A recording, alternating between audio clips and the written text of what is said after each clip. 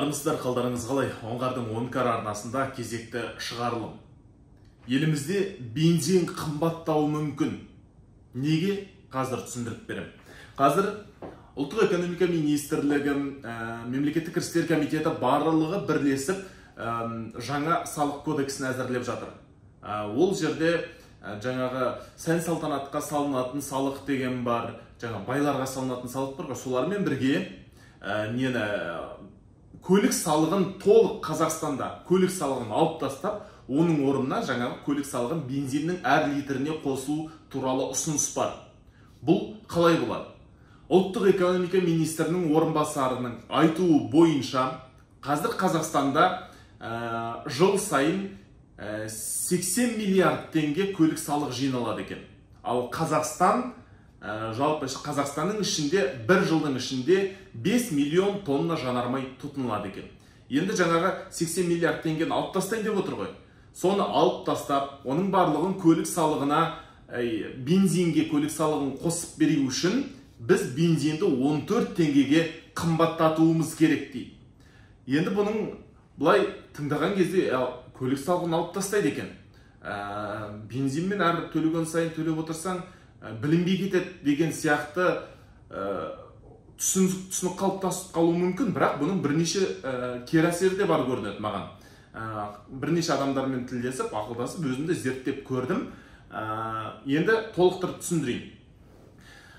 Бұл жерде ең бірінші қуанатын адамдар жаңағы қозғалтқыш көлемі үлкен, яғни 4 литрден жоғары көлік иелері қол шапалақтап қуанып отырған шығар. Болды, мен енді салықты аз төлеймін, онсыз да бензинді аз жейді, мен 3-5 бірдей жейді деген сияқты болуы мүмкін ғой. Бірақ бұл жерде мынадай бір ерекше жағдай қарастырылмақшы екен. Возьмем 1,6 литров, акцент небольшой, то есть порядка 7 тысяч транспортных налог, там годовой цикл.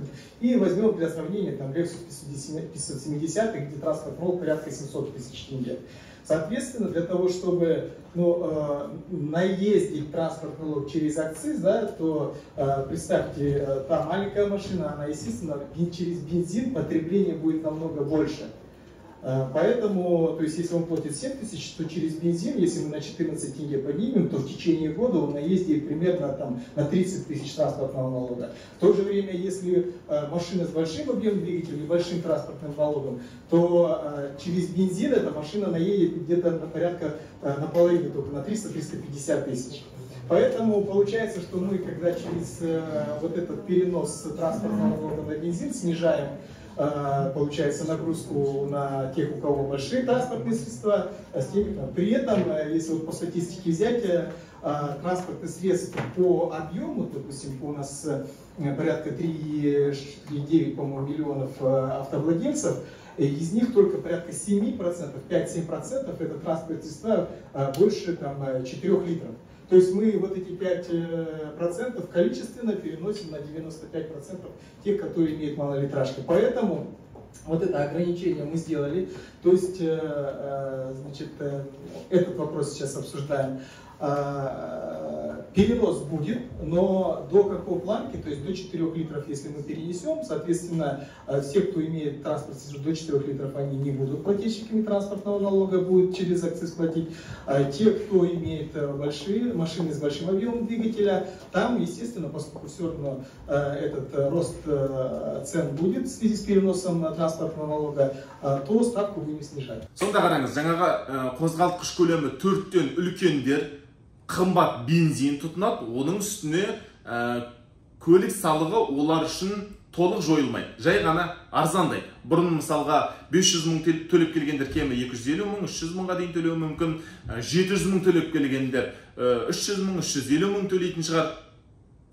Сонда олар салықты да төлейді, және қымбат бензин тұтынады. Ал 4 литрге дейінгі қозғалтқыш көлемі бар көлік иелері, олар көлік салығына мүлдем босатылады, бірақ оның орнына қымбат бензин тұтынады. Бұл тағы да мынадай ақпараттар естідім. Қазіргі көлік салығы әділетсіз деген адамдар бар екен. Мысалы, бұл қандай жағдайда? Сізде қозғалтқыш көлемі 1/6 көлік бар. Сіз онымен таңертең жұмысқа барасыз, балаңызды мектепке барасыз, балабақшаға барасыз, кешке үйіңізге қайтып келесіз. Күніне 10 шақырым ғана жүріп келесіз. сіздің көршіңізде тура сіздікі сияқты көлік бар, қозғалтқышы 1.6 тура сіздікіндей. Ол көлігімен адам тасиды, таксовать етеді, сөйтіп ақшасын тауып жүр. Ол көлікті көп пайдаланады, жолдарда көп жүреді, яғни жолды көп бұзады. Оның үстіне экологияға көп зиян келтіреді. Қаланың ішіндегі кептелістерді қалыптастыруға, көп жүргесін көшеде көп көліктің бірі болады ғой. Кептелістің қалыптасуына да әсер етеді. Дегенмен, жаңағы көлік салығын күніне 10 шақырым ғана жүріп отырған сізбен бірдей төлейді. Ол да 11 мың, сіз де 11 мың. Бұл әділетсіз дейді. Бірақ мынаны қараңыз, енді кім қанша жүрді соған байланысты төлейді дегенге келе жатыр ғой бұл. Бензин құйған сайын, мысалы көп жүрсің көп бензин құясың, яғни салықта көп төлейсің дегенге келе жатыр ғой. Бірақ мен мынада есеп жүргіздім. Қозғалтқыш көлемі 1.6 көлік. Орта есеппен күніне тұрмайтын, белгілі бір мөлшерде жүріп тұратын көлік бір жылдың ішінде 30 мың шақырым жол жүрді делік. Ол осы 30 мың шақырымды жүріп өту үшін жаңа 100 шақырымға 9 литрден бензин тұтынды деп есептеген күннің өзінде ол 2 тонна 700 литр бензин бір жылдың ішінде жағады екен. Мен бір жылды есептеп отырмын, себебі салық бір жылына бір рет салынатын нәрсе ғой. Жаңағы 2,7 тонна бензинді қазіргі баға 205 теңгемен алу үшін ол бір жылда 553.500 теңгеге бензин құяды. Ал егер де оның үстіне 14 теңге құйып, 205-тен емес, 219 теңгеден бензинді сатып алса, 591.300 теңгенің жанармайын тұтынуға тура келеді. Яғни ол бір жылда 37.800 теңгені салық ретінде артық төлейді. 37.800 теңге. 1.6 қозғалтқыш көлемі. Ал қазіргі есеп бойынша ол 11.050 теңге салық төлеуі тиіс қазіргі жағдайда. Сонда 3 есе, тіпті 4 есеге жуық көп төлейді бұл салықты. Бұл біріншісі.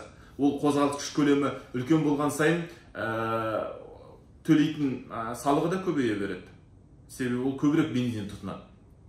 Екінші жағдай мынадай. Бұл бір ескі көліктерге сәл әділетсіздеу көрінеді. Себебі, қараңыз, қозғалтқыш көлемі 1.3 литр жаңа көлік, қозғалтқыш 2023 жылғы деп алайық, және тура сондай 3 литрлі ескі көлік, 96 жылғы мысалға көлік. Жаңа көліктер барынша бензинді аз тұтынып көп күш шығарады. Олар сондай жаңа технологиямен жасалған. Сонда ол бензинді аз жейді. 100 шақырымға трассада ол 8 литр, 7 литр де жеуі мүмкін. Ал ескі көліктерде 96 жылғы көлікте ондай технология болған жоқ. Ол трассаға шығып, барынша үнемдеген күннің өзінде кемі 12 литр бензин жейді. Сонда бұл ескі көліктер салықты көбірек төлейді, жаңалары азырақ төлейді деген сөз. Бұл енді автопаркті жаңартуға бір үлес қосады деп айтуға келетін шығар, бірақ бір сәл әділетсіздік көрінеді. Келесі мәселе мынадай.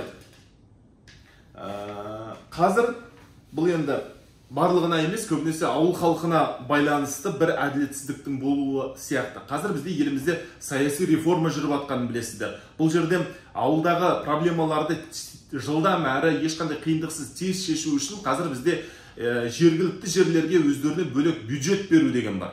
Ауылдық әкімдіктер, аудандық әкімдіктерге жалтақтамай өздерінің бөлек бюджетін қалыптастыра алады. Бұл қалай болады? Мысалы, ауылдық әкімдіктер сол ауылда орналасқан жерге, сол ауылда тіркелген көліктерге салық жиналған кезде сол ауылдық бюджетке түседі. Енді бұл салық дегеніміз бюджеттің ең негізгі табыстарының бірі. Ал сол негізгі табыстардың ең көп бөлігін көлік салығы алады екен. Ал егер біз көлік салығын алып тастап, оны бензинге қосатын болсақ, жаңағы ауылдардағы ауыл бюджетіне түсетін қаржының тең жартысына дейін жуығы кесіліп қалады екен. Сонда бұл ауылдық жерлердегі әлеуметтік өзекті проблемаларды жылдам шешудің жолын кесіп тастауы мүмкін екен.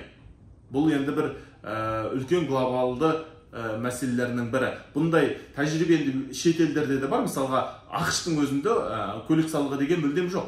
Олар бензинге қосып тастаған, енді бірақ ол жақтың экономикасы көтереді. Бұндай бірізге қойылған, көптен бері пайдаланылып келе жатқан, дегенмен біздің дәл қазіргі экономикамыз бұған сәл дайын емес сияқты. Тағы да бір мынадай мәселе бар. Бізде бензин қымбаттаған кезде әсіресе көлікпен көп жүретін, бензинді көп тұтынатын азаматтар, такси жүргізушілері, тасымалдаушылар, тіпті қарапайым азаматтардың өзінің көбі бензин қымбаттаған сәтте көліктеріне газ орнатып алады, газбен жүретін қылып алады.